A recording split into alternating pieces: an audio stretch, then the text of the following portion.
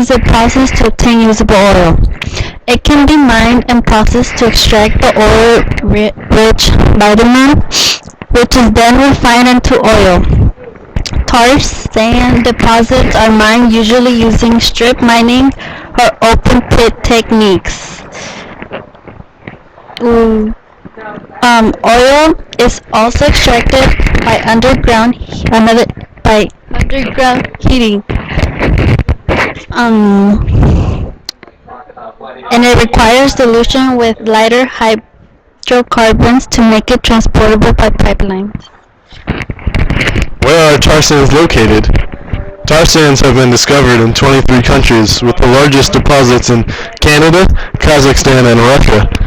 Oil sands in Canada are located in three major areas: the Athabasca oil sands of northeastern Alberta, the Cold Lake deposits of east northeastern Alberta, and the Peace River deposits of northwestern Alberta, as so on this map. Um, the oil sands are also located in America, but very few deposits are located in the United States, but they are found in eastern Utah.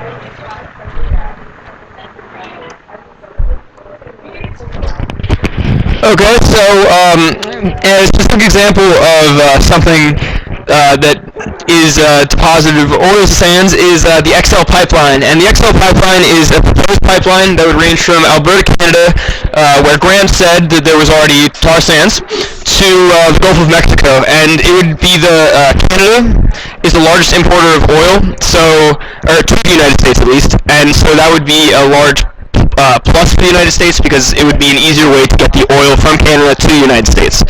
As well, it would be a negative because the tar sands are much worse for the environment because through mining them and refining them, large carbon emissions are let out into the atmosphere.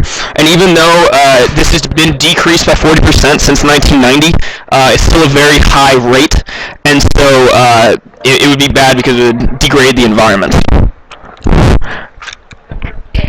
So the benefits of using tar sand, there's a very large supply in Canada, so that's actually really helpful economically, so it brings economic benefit, keeping prices for oil low.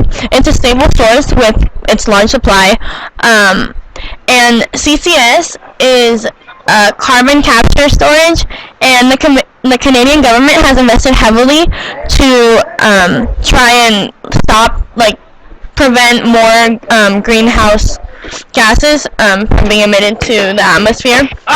So therefore, with this plan in action, the growth potential is high for this to progress and help us economically and prevent it from hurting us environmentally. The impacts of tar sand are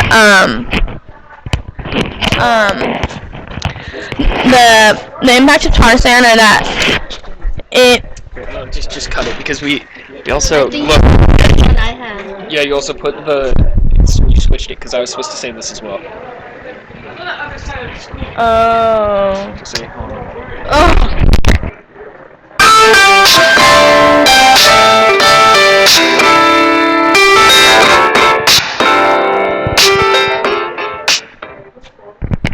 How are tar sands processed to obtain usable oil? Well, they can be mined and processed to extract the oil-rich bitumen, which is then refined into oil. Tar sand deposits are mined usually using strip mining or open pit techniques. Another technique is having oil extracted by underground heating, with additional upgrading. It's so big that it requires dilution with lighter hydrocarbons to make it transportable by pipelines. So where are the tar sands located, you may wonder? Tar sands have been discovered in 23 countries, with the largest deposits in Canada, Kazakhstan, and Russia, but mostly in Canada.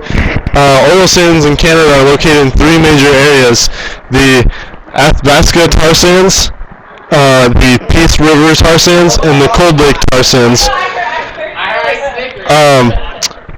Tar sands have also been found in America, but very few amounts. But the amounts that have been found have been concentrated in eastern Utah. Okay, so an example of tar sands that my group has been talking about so far is the XL pipeline. The XL pipeline is a pipeline that has been proposed to carry oil that was created from tar sands from Alberta, Canada to the Gulf of Mexico. Canada is the largest, right now, the largest importer of oil from, into the United States, and many of you may think it would be the Middle East, but it's not, it's actually Canada. Whoa. And this would make it a lot easier to import the oil because it would be directly through the United States, and it would create a huge pipeline to do so. As well, a negative and a point that people are arguing on this is that tar sands, when they're actually mined and when they're refined, are a lot worse for the environment because they have a high rate of carbon emissions. And this is bad because obviously carbon emissions has led to global warming, and even though it's decreased by 40% since 1990, it's still very high. As I've mentioned, there's a lot of problems with the XL pipeline, and this has created mass protests throughout the United States. In places like Nebraska, specifically, the pipeline was proposed to go through, and people staked out there for like months at a time in protest of the pipeline. And the company who is actually going to make the pipeline is TransCanada, and they claim that the walls of the pipeline are thick enough, but one of the talking points is that the pipeline may actually burst, and then all of the